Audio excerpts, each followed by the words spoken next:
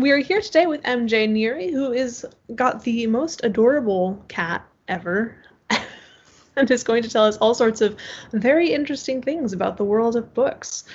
So tell us a little bit about yourself or your cat and what you're working on at the moment. Fabulous. So to make things easier, I am a crazy cat lady, as you can tell. But yes, some of us do have regular corporate jobs and we have families, believe it or not. I do have a human child who's starting college in the fall. He's going to study aerospace engineering. So literally, he's going to be a rocket scientist. That's cool. And I came to the States 28 years ago. I came from Belarus. It's like a little country between Russia and Poland and south of Lithuania. So it's kind of, it's landlocked. And I'm a Chernobyl survivor. My hometown got the brunt of the radiation fallout. So, Yeah. So I think that left an impression on me, and most of my books are they have the same theme of disaster. I'm a disaster writer. I love analyzing political, natural disasters. So it's too early to ask me if I'm going to write about COVID. Probably there are other people who can do the same. But my last book is actually about the fire at Notre Dame de Paris, The Road to Montfaucon. So this is, the publisher is Crossroad Press, and they have most of my books. It's a wonderful small press. They've been very supportive and very understanding artistically. So they allow me to kind of find models for my own covers. Oh, wow, that's cool. That's one of the benefits of living close to New York City, is that you have access to all these wonderful actors and models. Right. I just love interesting faces. Yeah. When I write a book, I envision what my characters look like, and then I go in backstage and I put in the requisites. That's kind great. of multi-ethnic female in this age range, and you get all these results, and you get to become friends with them. That's super cool. I've never, wow. I mean, just the thought of like figuring that out to do the cover design sounds fun, super fun. Yeah. It is fun, and I got my son involved because he directed a couple of shoots for me. He gets really intense. He starts giving directions to the models, and it's really endearing to see your child care so much about your work. Yeah, absolutely. Okay, so I feel like I should ask you to tell us a little bit more about your recent stories. Absolutely. So as I mentioned, one of my books has to do with the Chernobyl disaster that I lived through, and that's with a different publisher. That one is with Penmore Press, and it's an autobiographic, very dark satire. Oh. Yes, I have long claws. I mean, I cut my nails sharp, but I can be pretty sarcastic, and I tend to laugh at things that you're not supposed to laugh about. So that book ruffled quite a few feathers. I do that too. You're not alone. That's wonderful. The last novel had to do with the fire at Notre Dame, and I'm a huge fan of Victor Hugo in general. That was one of the first books that I read. And I'm still waiting for a faithful adaptation because oh my goodness, yes. Something without a cheesy happy ending, something without cartoonish villains. Take the masterpiece for what it is and do a faithful adaptation, cinematic or theatrical. Well, we'll see about how long We'll see. But I thought to myself, it's such an opportunity to take the disaster from last year and tie it with Hugo's novel and give it a supernatural spin and bring the characters into the 21st century. Tap into the whole idea of reincarnation and past lives and kind of archetypes and how certain characters can be found in any century. Like if Rollo lived in the 21st century, what career would he have? Probably a psychologist, because that's what priests did back then. You know, I was thinking lawyer, but psychologist works too. Absolutely. Attorney, or maybe even a research expert, someone who kind of sits in his lab and does research that's not FDA approved, always kind of cutting corners, finding his own way, always at odds with his colleagues. Yeah, that fits him too perfectly. Yeah. Oh, I love and it. if Quasimodo lived in the 21st century, what would he do? What job would allow him to be heard but not seen, literally? Being a blogger, maybe being a radio show host. That's a good one. Ooh. And there is a character in the book. His name is Thomas. He actually thinks he's ugly, even though he's quite good looking. He suffers from body dysmorphic disorder. And usually it's more known for affecting females, but young men are just as likely to suffer from it. They just don't talk about it. They don't seek help for it. It's normally associated with skinny, white, middle-class women. But really, this disease, like any other mental disease, it affects everyone. It doesn't care where you come from, what color your skin is. Right. And so you have this psychologist who likes to experiment, who likes to push the envelope, and you have a patient who thinks he's hideous and does not like to be seen. So that's like a perfect Frollo Quasimodo type of I love it. pairing. Wonderful. Yep. Okay. So then where do the other characters fit in? Great question. So what would Esmeralda do 5 centuries later? She'd probably do the same thing. She'd be an entertainer. Yeah. Should be a musician or a dancer, kind of an indie icon, not necessarily a pop princess, but the counterculture. Right, sure. And what would Phoebus be? So I twisted the story a little bit and brought him back as a beautiful white, blonde, blonde woman. She's a female cop in France. And her name is Soleil Chateaupert, same name. It's a female name, literally means sun. And the idea is that in every century there is a sunny child, kind of, and that's what she represents. But I like to create my characters against the stereotype. So even though she's beautiful and blonde, she's not shallow, and she's not self-enamored. On the contrary, she is very haunted. She's very tormented, as many people in the law enforcement industry are. Absolutely. And yeah, so in France, actually, it's not fun to be a cop. They have very limited authority. They don't get enough bullets. They get 60 bullets a year to practice target shooting. That's all. They have a very high rate of suicide due to burnout. So they don't have an issue with police brutality. The brutality is directed inward. So they have a very high rate of suicides, to the point that it's almost like a routine running line in the news. Dead on his own accord.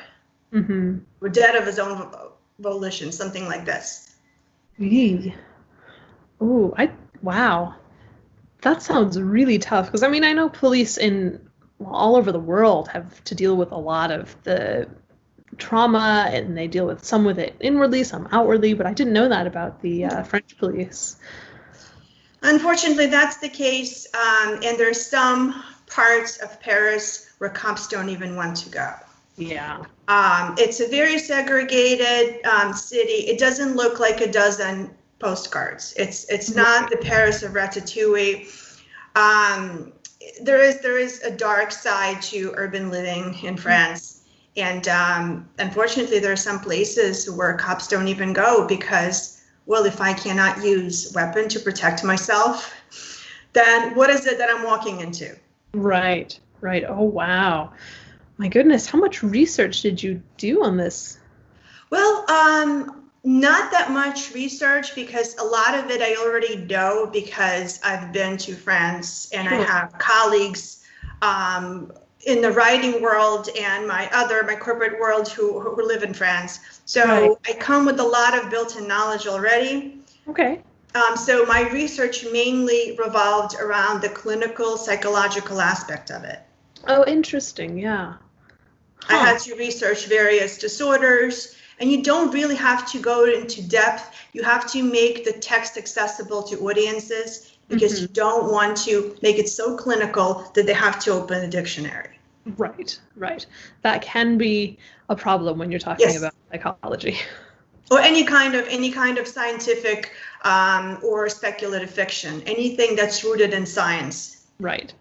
Although I have read some where they go overboard on the science just under the assumption that you'll skip through it. Oh, God. But also the tricky part is writing a conversation between two experts in a field, because what makes sense to them may not make sense to the audience. And I don't want to do a Dan Brown where people become talking heads. You have two anthropologists or two art history majors who just kind of talk as if they were lecturing an external audience. Yeah. Oh gosh, it's been such a long time since I've read Dan Brown. It's quite an endeavor. Yeah, yeah. Oh, what fun. Okay, so do you have just the 2 stories out there, or do you have more? I have 18 stories. I have my first novel came out 11 years ago through Fireship Press. I'm not sure if they exist anymore, but it was a nautical Victorian publisher. They specialized in military history and nautical history. Great. So one of my novels touches upon the charge of the Light Brigade, which was another. Oh, my. Yeah. So I have, if you have a moment, I can pull out some of my other books. Great. So I'm back. Oh, so fun. I have a trilogy that has to do with the Easter Rising in Dublin. That was another disaster. So here's one book, Big Hero of a Small Country. Oh my. And this is Martyrs and Traitors. I am waiting to get my rights back on this book so I can have it republished with Crossroad. The cover, everyone on the cover, these are my friends, and this is my husband, actually. Oh, wow. I have a wonderful director living in Greenwich next door to us who allows us to use his studio for photo shoots, and he actually directed the photo shoot. So this is Martyrs and Traitors, and this has to do with Ireland's war for independence. And this is the novel that kind of put me on the map. This is Saved by the Bang. This is my Chernobyl memoir. What a beautiful cover. Yes, indeed. Yeah, and the gas mask, it was brilliant. I actually worked with a wonderful Canadian cover designer. Her name is Dawn Dominic, I think. Yeah, and she knew exactly what to do. She put it together, and she does romance and historical, but something like this was kind of more up her alley. I understand. Okay, so you said that one is an autobiographical satire? Yes. I like to make fun of myself. I understand. I love to make fun of my emotional and physical boo-boos. I mean, my bone marrow is a little fried from Chernobyl, so I have to be careful about what kind of drugs I put in my body. Yeah, I understand that one. Yeah, because within a couple of hours, we got enough radiation to max us out for the rest of our lives. So one scene I actually had to delete because my publisher said, Marina, I love you. I get it. I understand what you're trying to say. The audience will think that I'm a freak for publishing this. And this is actually a scene that I witnessed in a cancer ward, teenagers having an orgy, basically.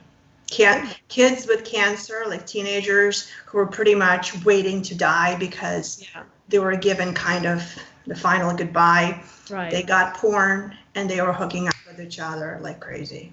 Wow. They still had it in them. They decided to go out with a bang.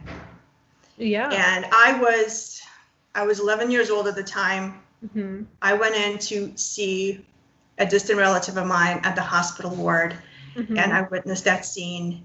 And my father was a little he was in so much shock from what he saw that he didn't even think of covering my eyes. Oh. Julian, what are they doing? Are they playing some sort of game?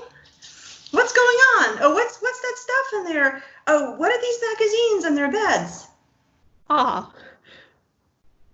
So they told me, the publisher said, you know what, there are certain guidelines of what I can and cannot publish. With all the freedom of speech and everything, they said, please take out that piece. Huh. And I had to work around it, make it a little more implicit versus explicit. But I do touch upon some very unsavory aspects, such as anti-Semitism, rape, children dying of cancer and the government covering it up. Yep. Yeah. I mean, when I went back to school, I had so many of my classmates suffering from nosebleeds, hair coming out, and then one day they disappear and they don't come back. And they tell you, oh, they just got transferred. So much was kept from us. Yeah. Yeah. And I mean, even, studying it in history class these days, you don't get any of that. No. And my father was a pretty prominent activist. He was a nationalist. He was against Russians dominating in public schools. He wanted Belarusian, Ukrainian, Lithuanian, Latvian to become official languages. And he advocated for the satellite republics that were part of the Soviet Union at the time, which was pretty dangerous for him because he was a teacher. He worked in a public education system. And for him to speak against the establishment was really kind of precarious. Yeah. Ooh. Okay. Very interesting. That sounds absolutely fascinating. Yeah. Okay. Oh, your books sound really interesting, and there's a lot that goes into all of the, disaster pieces because you've got the actual people who were there on the streets, and you've got the political aspects, and it's just. Oh, wow. I'm super impressed. I haven't read them yet, but I'm super impressed already. So one day, well, at some point, the quarantine is going to be lifted. But as of now, this is the time to catch up on your reading list. Oh, yeah. Reading lists. Mine just keeps growing and growing and growing. Yes. There's a lot of really wonderful stuff. And I've gotten to know some pretty amazing authors through the publishers that I've had. So I don't feel the need to go out and look at the bestseller list because indie authors have so much more to offer sometimes. Right. Yeah. Gosh, I can't remember the last time I looked at the bestseller list. I feel like a terrible book reviewer, but... No. Because you have to focus on the voices that need a little more representation. Yeah. Oh, okay. So... for your writing process, do you have a least favorite part? Because everyone does, and it's always entertaining. Love scenes. Oh, yeah. I'm such a cynical pervert, and I cannot write those pleasant, girly, sensual scenes. I'm going to do something naughty, something twisted, something sick.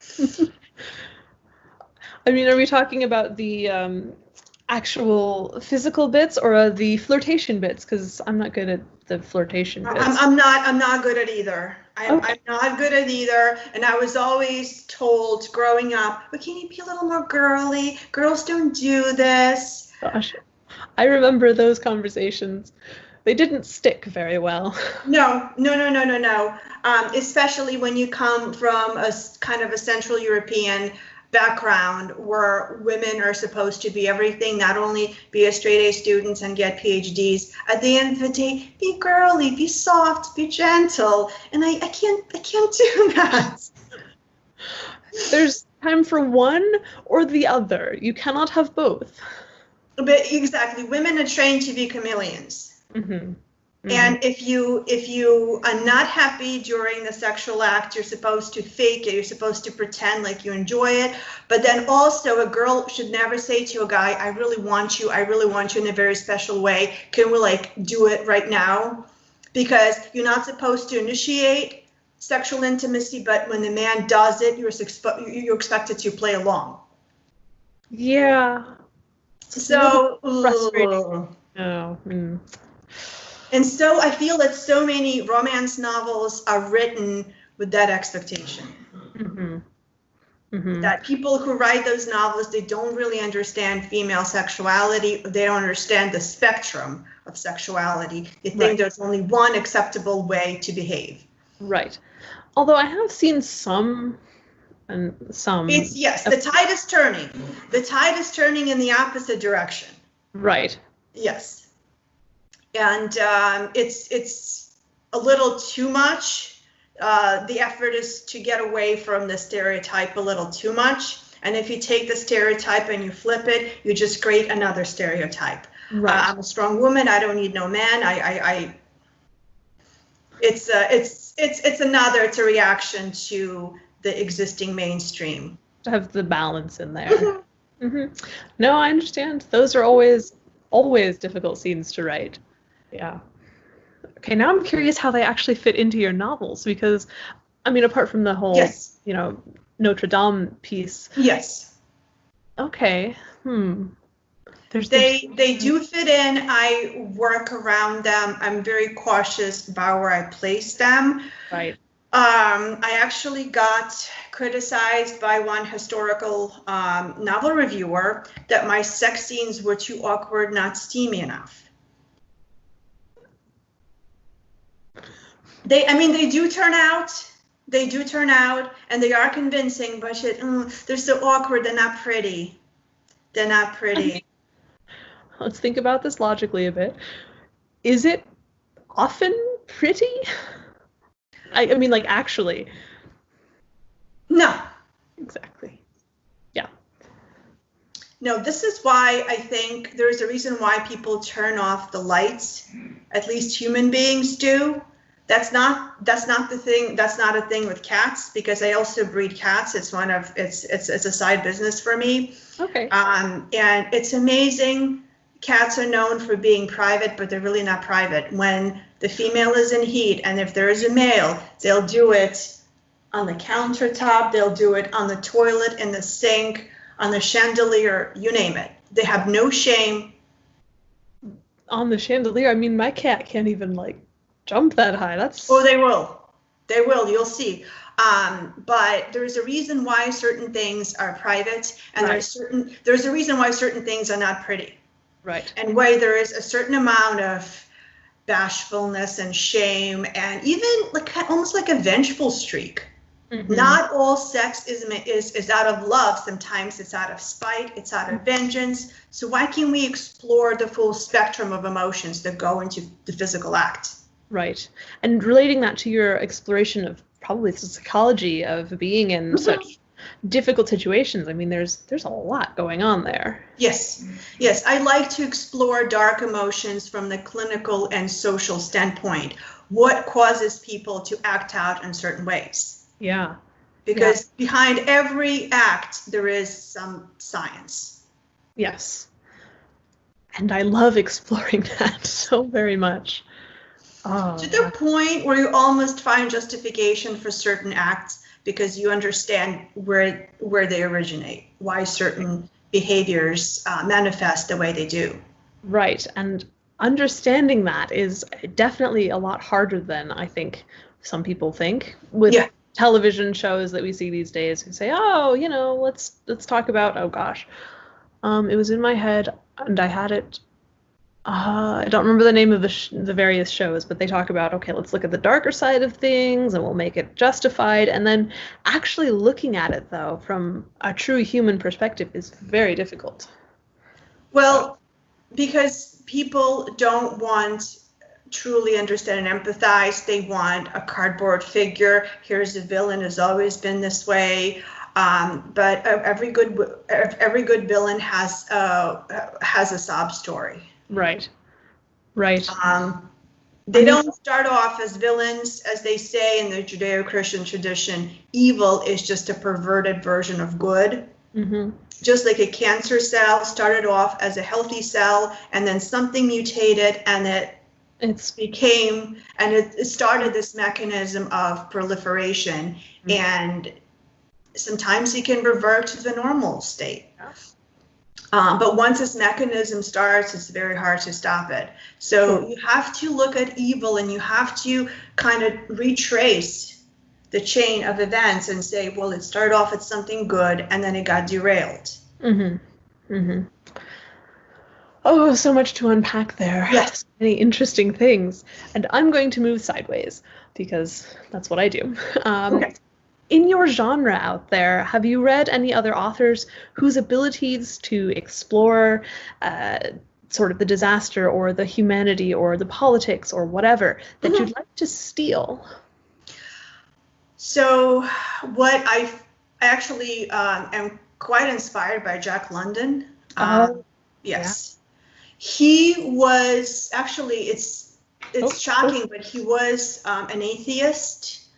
And it must have been a huge burden for him. He died at a very young age. He must have been like 40. I actually wrote a play about Jack London, which I'm going to share one day with the world.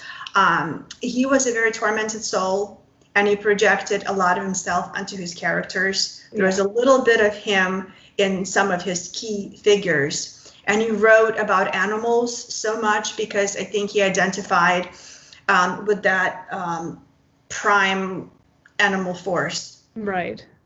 So I find a lot of inspiration in his works. Of course, Hugo, especially his earlier works, I like to leave Les Mis out of it. It's my least favorite book because it's been twisted so many times. Just touch. I mean, the actual Les Mis is a little bit less uplifting. Yes. Just a touch. And because there's so many secondary characters that have a lot more humanity and a lot more sympathetic than the leads. Right. And of course, you have to look at Russian literature because this is my genetic link. I would say Gogol, Tolstoy. Yeah, Gogol. Oh my. Yes. Very, very bipolar. He had so many underlying issues that his aristocratic birth did not allow to really explore. Right. Yeah, Tolstoy frustrates me just a touch. Just a touch. Just a touch. But he is the one that always gets really good adaptations. Most of his works are done decently because you cannot turn it into a social justice piece. You just can't take Anna Karenina and turn it into a social justice piece. I mean, you could try. You could try. End well. You could try. I almost wrote a parody. It's called Girl Under the Train. You know, the girl on the train. I really wanted to write the girl under the train. A time travel where Anna Karenina jumps onto the train and is transported into 21st century Westchester. And she wakes up as a corporate mom who has to take a train to Manhattan. Something like that. Oh, that could go wrong in so many fantastic ways. Yeah. See, this is why I'm so irreverent. People hate me because I laugh at things that I shouldn't laugh at. I love it. That's great. Now I really want to see that because, the ending of Anna Karenina. Yes. Thank you, Tolstoy. Really needed that. Yeah. Great. Well, it has been absolutely fantastic talking with you. Show us some of your covers again, so we can be sure to see all. I have more. I can send you the link to my Amazon. Yeah, this is Saved by the Bang. Mm-hmm. This is here's Martyrs and Traitors. It took me 4 months to write this. It's a 430-page novel. Wow. I was under a lot of stress, and I wrote this novel in 4 months. Wow. I'm impressed. This is Big Hero of a Small Country. Mm-hmm. It's a very dark folk tale, set in Ireland. It involves a father and 2 sons, and it's the story of a family divided by the Anglo-Irish conflict. Right. Yep.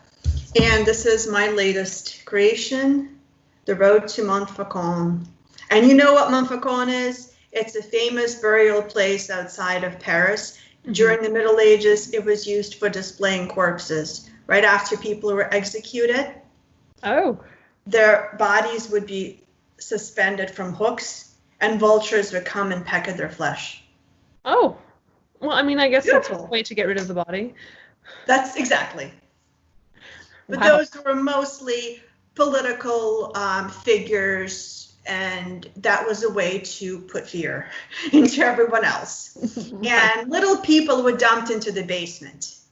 Only the high-profile figures got this beautiful display. I mean, I think I'd rather be dumped in the basement. Well, they say that death is an equalizer, but it's not. Even in death, some get more notoriety than others. Right. Right. Yeah, it's the afterwards bits that. Yeah. Okay, now I just got 3 ideas about death and all of the trimmings and trappings. Yeah. Wonderful, wonderful. Yeah. So I'm just so thankful. Thank you so much for the wonderful discussion. We could talk some more, I'm sure. But is there anything else you'd like to add, writing related or not writing related, or?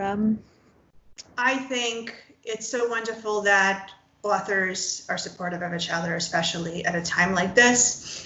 I think this is a time for reflection and incubation of great ideas. So when this is over, and it will be over, we're going to come out with so many gifts inside of us, and in electronic format that we'll be able to share with the world. Yeah. Oh, I'm looking forward to all of the things that people come up with during this time. Yeah. Wonderful, wonderful. All right. Well, have a fantastic day. You too. And I'm looking forward to your books. Absolutely. Yeah. Yes, I'll send you the links. Okay. Fantastic. Ciao. Thanks. Cheers. Bye-bye. Bye.